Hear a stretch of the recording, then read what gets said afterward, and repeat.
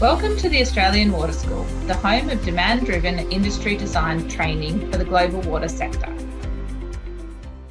Thank you to everyone for joining for this, and looking forward to hearing from Mike, Tom and Matt as we're going through this presentation now. So I'll get Matt, Tom and Mike to just very quickly introduce yourselves to those watching this via the recording at a later time as well. So pass it over to you now. Thanks.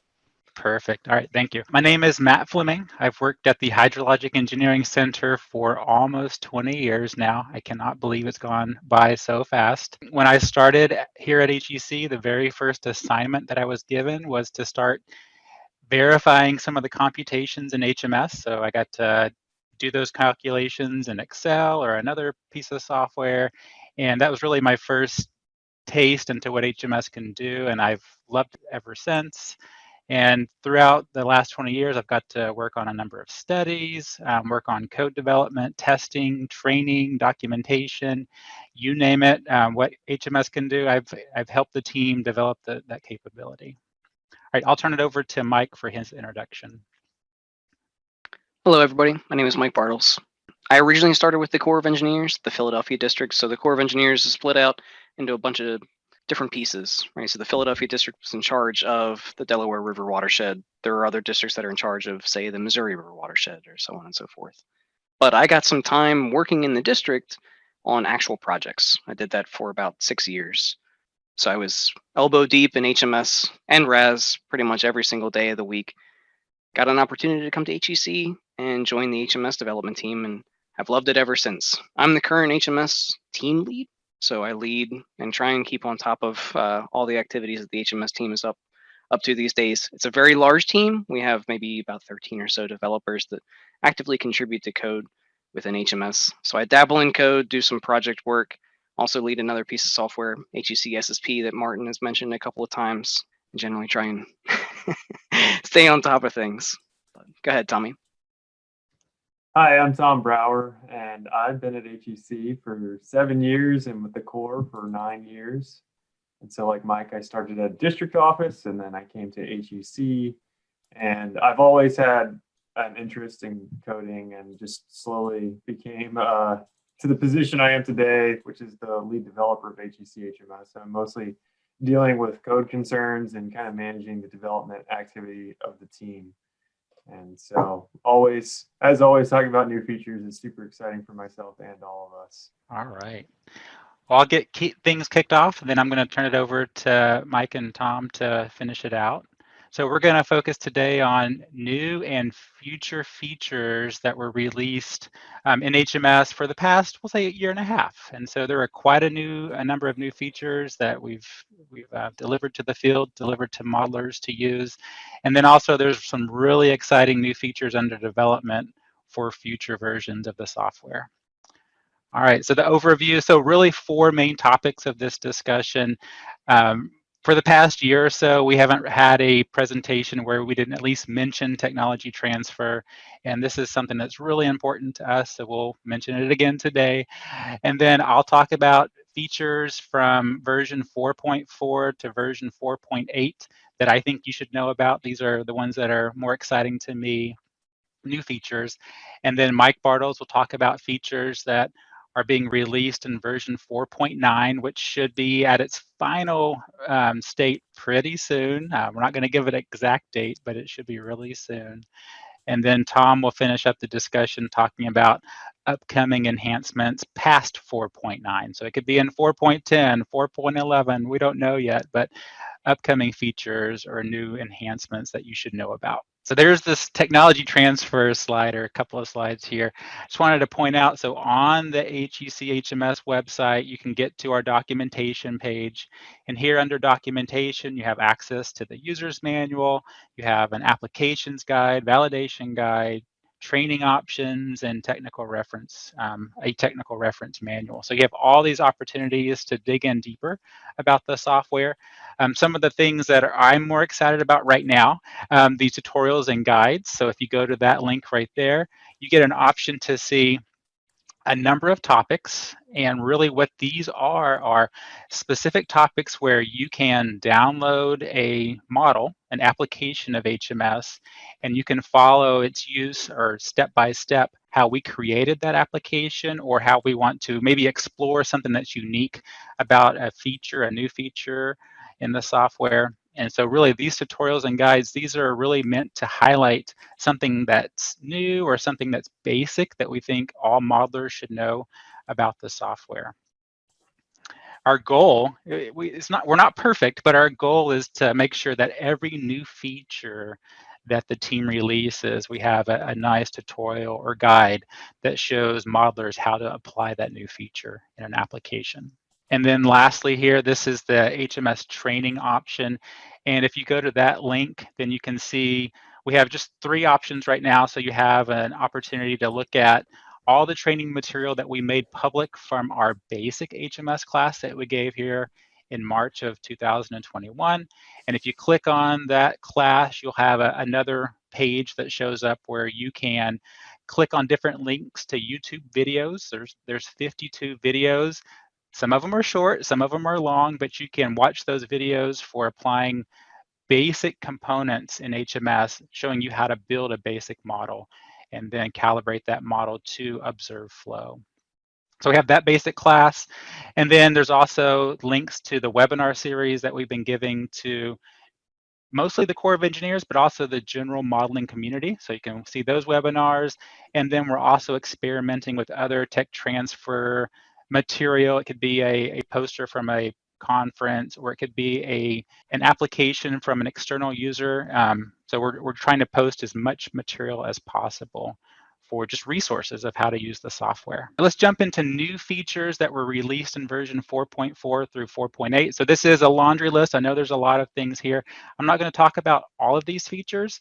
I'm not going to talk about new modeling methods, but you can see with continuous green and amped, with different ET methods, linear reservoir base flow. So we're constantly adding new modeling methods to the software. And then also down here at the bottom, gridded data import and editing tools. So that Martin's been talking about the transfer of the Vortex tools to HMS, which is fantastic. All right, and then as always, so with the new features I'll talk about, there are the links on this slide that show you where to go to on the tutorials and guides pages, where you can download the projects and walk through the step-by-step tutorials. So we have that material covered right here. So this, honestly, this is the tool or feature that I'm most excited about. When I started with HEC 20 years ago, I was in charge of making sure that the GIS tools that we had at the time were functioning. And so I got to take care of all the tech support calls or documentation or training for the GIS tools. And at the time, they were part of ArcGIS. And so folks would have to pay for a license to use ArcGIS. And then once they had ArcGIS, then they could use what we would call HEC-HMS to develop their projects, their initial subbasin and reach delineations. And it was somewhat difficult to have this external tool where you'd create your initial subbasin delineations, import those into HMS, and continue with the model development. Now, with the new tools that you all have seen in part of this class and other tutorials and guides, all those GIS tools are part of HMS. And HMS, the BASIN model, now you have the option to have a really geospatial project where you have your terrain data, you delineate subbasins, reaches, you can merge those, you can split them based on the type of information that you have in your watershed.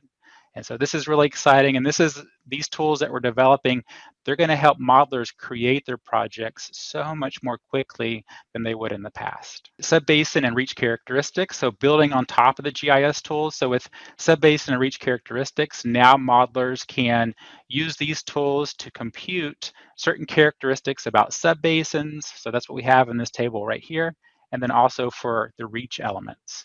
And the information that you're going to see for your subbasins, you're going to see your longest flow path. So if it continuously rained or instantaneously rained on top of the watershed, what's the longest flow path that water might travel? What's the centroidal flow path? What's the slope along the flow paths, and so on? And the reason why these physical characteristics are important is, well, if you have enough observations, flow observations, rainfall observations, and so on, well, you might be able to develop some kind of regression equations that help you take this information, these physical characteristics of the watershed, and calibrated models, and then you could develop your own regression equations to relate things like longest flow path or slope to time of concentration or storage coefficient for the Clark transform method. And then also for your reach method, so if you're interested in the Muskingum-Kunj routing method, then you could use this reach length right here, the channel slope for the energy slope, and so on. And then finally, the other type of GIS development, parameter estimation. So this is really important for initially parameterizing the model, getting initial guesses or estimates into the model so that you can then calibrate to. And what I'm showing on this slide is I have a raster data set that shows one of the properties that, or one of the parameters that's part of the green and amped method, the wetting front suction. And this type of information you can get from a national soils data set. We have one here in the US. And so I found that data set, I processed it in a GIS, I loaded it into my HMS project, and then I used this expression calculator to compute the average for each of my subbasins. And so now you can see in my global editor right here, I have the average wetting front suction for each of these subbasin elements. So moving along, discretizations, this is really important in HMS. And within HMS, the GIS tools will let you delineate the subbasins to whatever type of discretization you want, right? So in HMS, you could represent your watershed with just one subbasin that we see right here. You could break it up into 3 subbasins. You could break it up into 100 subbasins. So the GIS tools let you discretize the subbasin, the number of subbasins or the subbasin size. And then what Martin showed today is you also choose the discretization method. You can represent the different processes, precipitation, losses, transform. You can represent those as lumped, or I refer to it as subbasin average computation. So I'm going to represent this entire subbasin as an average of precipitation, average of losses, and so on. Or you can represent it with a gridded representation. It could be a structured grid like the UTM grid, or it could be an unstructured mesh if you're looking at the 2D flow option. So there's many different opportunities for evaluating different delineations or evaluating different discretizations across the watershed. And here you saw this today. This is where you would choose that discretization upon the subbasin component editor. There's the discretization method there, and you can choose among none or subbasin average, structured, unstructured, or file specified. Moving along to 2D flow transform. I've wanted to add this to HMS when I started 20 years ago. I thought this would be really cool. And luckily the RAS team pioneered an awesome 2D transform option so that you have, instead of representing a cell with an average elevation and a cell face with an average elevation, now we have the opportunity to pull out from the terrain an elevation area relationship, elevation storage. So you have that detailed information from each grid cell that you can represent or use in the shallow water equations. And HMS is able to link to the RAS 2D transform engine, and you can choose that within HMS.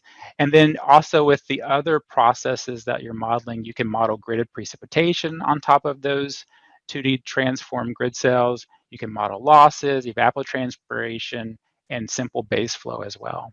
Standard reports, or just reports in general. This is one of the most requested features that I've noticed over the past 20 years.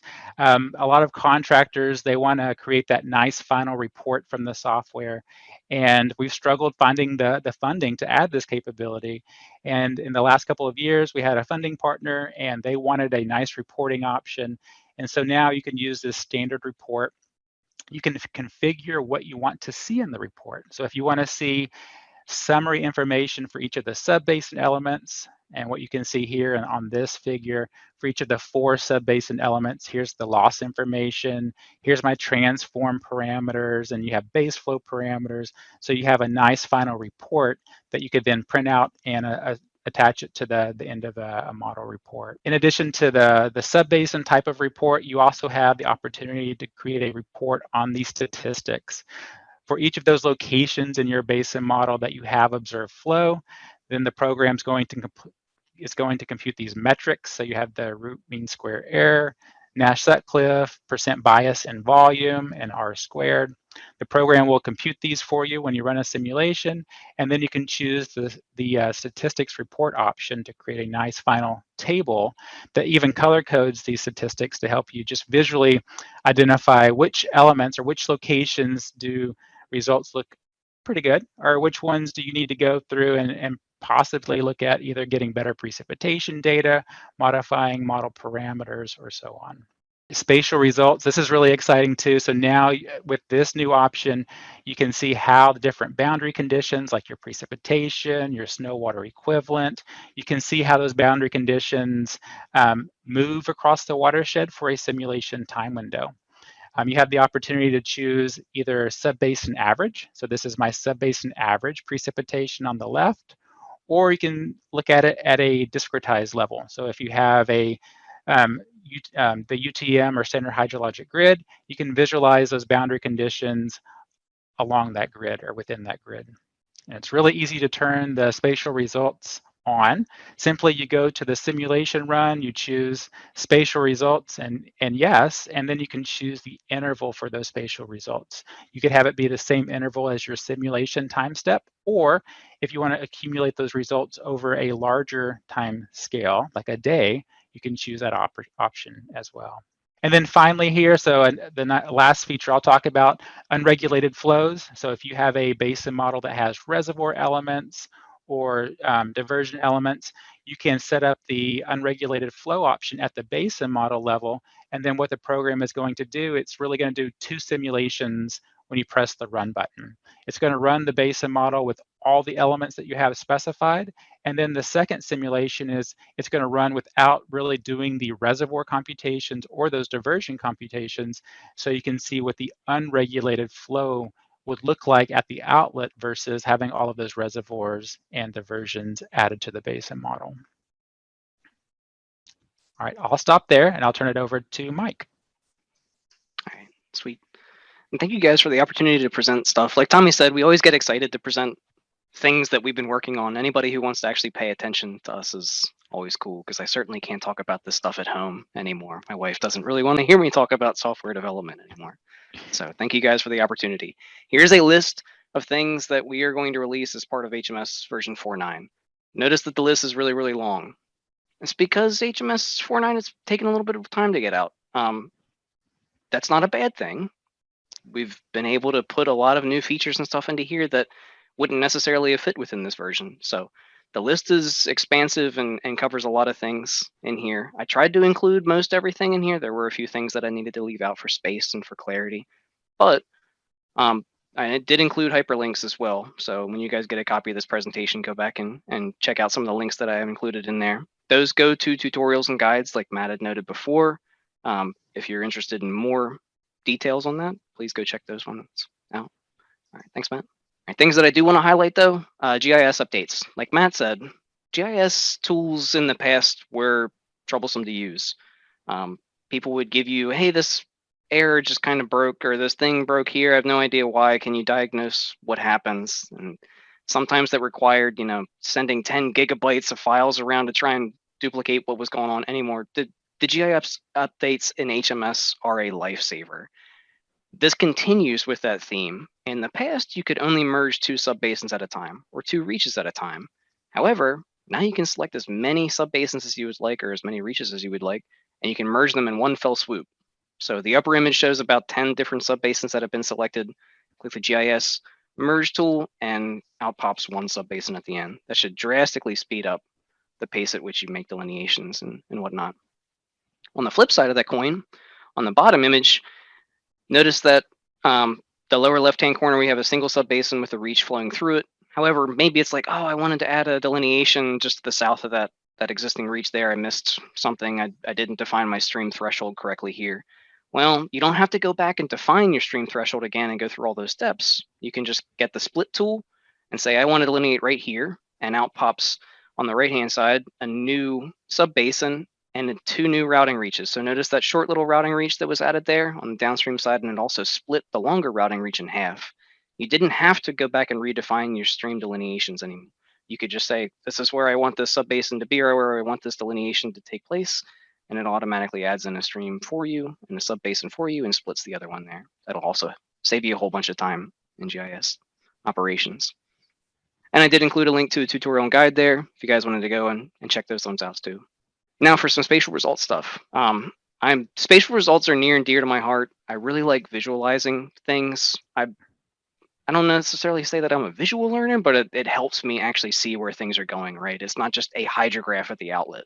What's going on within that subbasin? I can actually visualize what's happening here. We've added a couple of new tools to spatial results. So the image on the left, I'm plotting cell velocity within two-dimensional flow subbasin there, and I can hover over a cell and it'll give me the value in the units for that specific time step, right? So I've stopped the spatial results at 0900 January through 1997, and I hovered over a cell and it says, oh, it's 1.94 feet per second at that specific time step within that cell. You can also right-click anywhere within that modeling domain and choose plot spatial results, and it'll plot you a time series for the entire simulation time window for the currently selected spatial result. So the one on the right-hand side, I'm plotting cumulative precipitation. So this is your precip mass curve.